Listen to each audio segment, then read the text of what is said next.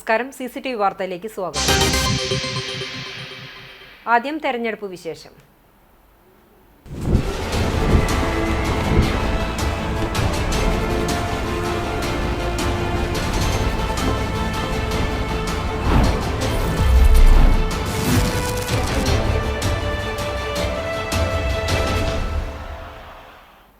കമ്മ്യൂണിസ്റ്റുകാരും കോൺഗ്രസും ചേർന്ന് കേരളത്തെ ശവപ്പറമ്പാക്കി മാറ്റിയെന്ന് NDA സംസ്ഥാന വൈസ് ചെയർമാൻ AN രാധാകൃഷ്ണൻ പറഞ്ഞു. NDA സ്ഥാനാർത്ഥി അഡ്വക്കേറ്റ് B ഗോപാലകൃഷ്ണന്റെ തെരഞ്ഞെടുപ്പ് പ്രചരണാർത്ഥം സംഘടിപ്പിച്ച നിയോജക മണ്ഡലം കൺവെൻഷൻ ഗുരുവായൂരിൽ ഉദ്ഘാടനം ചെയ്ത് സംസാരിക്കുകയായിരുന്നു അദ്ദേഹം. മരുന്ന് നിർമ്മാണ രംഗത്ത് 70% ഇന്ത്യ ലോകരാജ്യങ്ങളിലേക്ക് കയറ്റി അയക്കുമ്പോൾ കേരളത്തിൽ ഒറ്റ വ്യവസായ സംരംഭങ്ങളില്ല. കമ്മ്യൂണിസ്റ്റുകാർ സമ്മതിക്കാത്തതാണ് ഇതിന് കാരണം. 35 ലക്ഷത്തോളം വരുന്ന വിദേശ മലയാളികൾ പ്രവാസം മതിയാക്കി കേരളത്തിൽ എത്തിയാൽ പെട്ടിക്കട പോലും തുടങ്ങാൻ പറ്റില്ല. ഭരണവർഗ മുന്നണികൾ അവയെല്ലാം അടച്ചുപൂട്ടിക്കും. കള്ള് കച്ചവടവും ലോട്ടറിയും ഒഴിച്ചു നിർത്തിയാൽ നക്കാപ്പിച്ച കിട്ടാത്ത സംസ്ഥാനമാണ് കേരളമെന്നും അദ്ദേഹം പറഞ്ഞു. കേരളപ്പിറവിക്ക് ശേഷം കൂട്ടിയ വ്യവസായ സ്ഥാപനങ്ങളുടെ കണക്ക് പരിശോധിച്ചാൽ കേരളത്തിലെ ഈ കമ്മ്യൂണിസ്റ്റുകാർ, ഈ കോൺഗ്രസുകാർ കേരളത്തെ ശവപ്പുറമ്പാക്കി മാറ്റി. ഇന്ത്യ രാജ്യത്ത് മരുന്ന് നിർമ്മാണത്തിൽ ലോകരാജ്യങ്ങളിലേക്ക് 70% ഇന്ത്യയിൽ നിന്ന് കയറ്റുമതി ചെയ്യുമ്പോൾ കേരളത്തിൽ ഒറ്റ വ്യവസായ സ്ഥാപനമില്ല.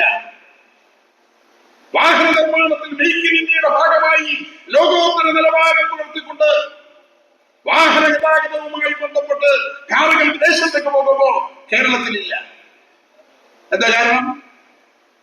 കേരളത്തിൽ കമ്മ്യൂണിസ്റ്റുകാരെ സമ്മതിക്കില്ല. 35 ലക്ഷം വിദേശ മലയാളികളില്ലേ?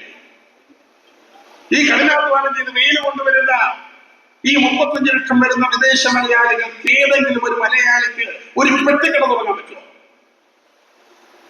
അത് ഈ കേരളത്തിലെ ഭരണവർഗ മുന്നണികൾ അടച്ചുപൂട്ടിക്കില്ലേ?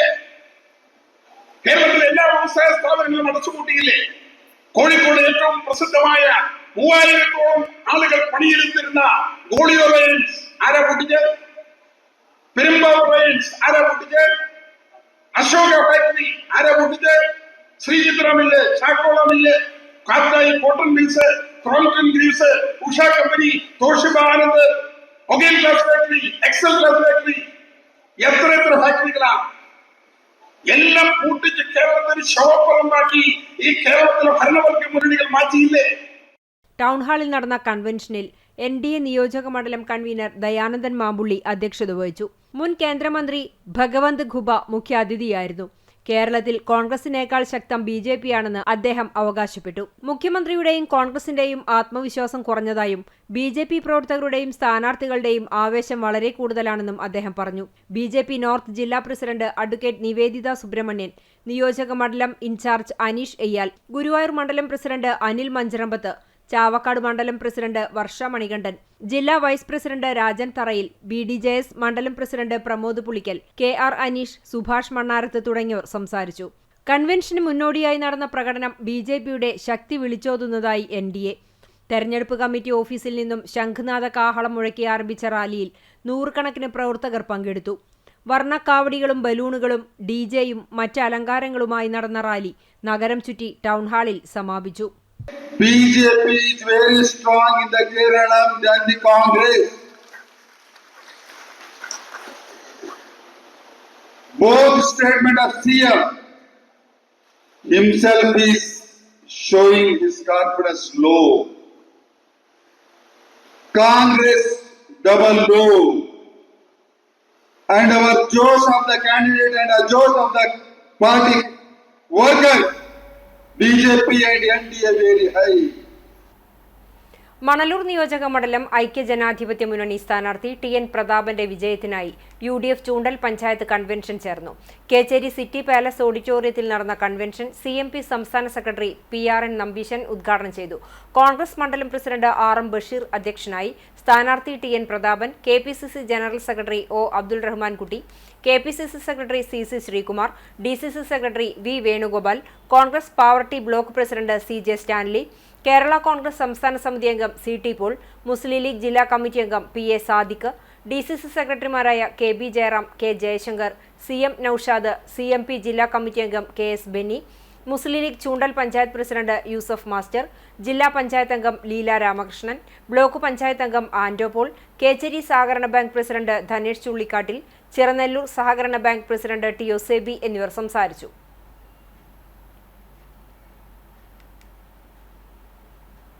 നിങ്ങൾ പഴക്കം കുറിച്ച് മധുരകാലങ്ങൾ നിങ്ങൾക്ക് ആഹ്ലാദം തോന്നിവെക്കുമ്പോൾ ആ ആഹ്ലാദത്തിൽ നിങ്ങൾ വോട്ട് ചെയ്ത് മാത്രമല്ല വീട് കയറി ഇറങ്ങി വെയിൽ കൊണ്ട് കഷ്ടപ്പെട്ട് വീട്ടിൽ നിന്ന് പോയി വോട്ട് ശേഖരിച്ച് വലിയ ഭൂരിപക്ഷം ജയിക്കുന്ന മണലൂരിൽ UDF MLA കൂടി മണലൂരിൽ ഉണ്ടാകും. അത് അനുകൂലമായ സാഹചര്യം നമ്മൾ എല്ലാ സ്ഥലത്തും.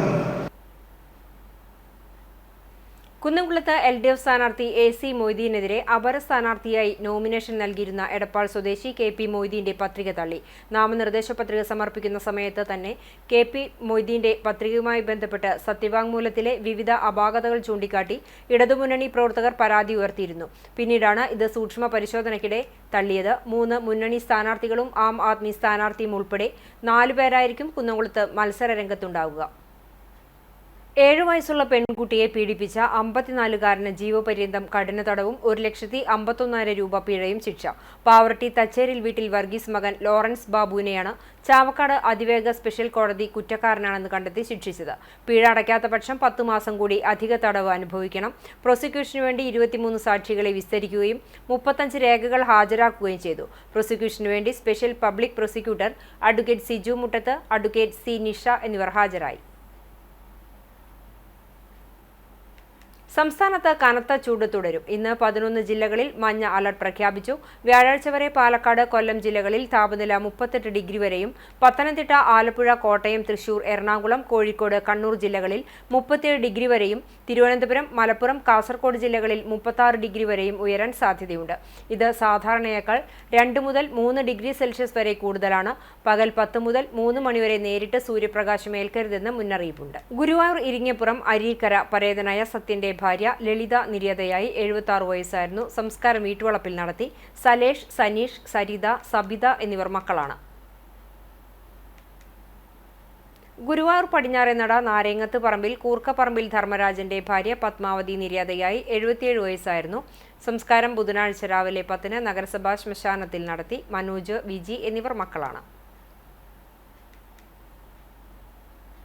പാവിട്ടമുറി അയ്യപ്പത്ത് രാമൻകുട്ടി ഭാര്യ പൂലോത്ത് രുക്മിണിയമ്മ നിര്യാതയായി. 75 വയസ്സായിരുന്നു. സംസ്കാരം ചെറുതുരുത്തി ശാന്തിതീരത്ത് നടത്തി.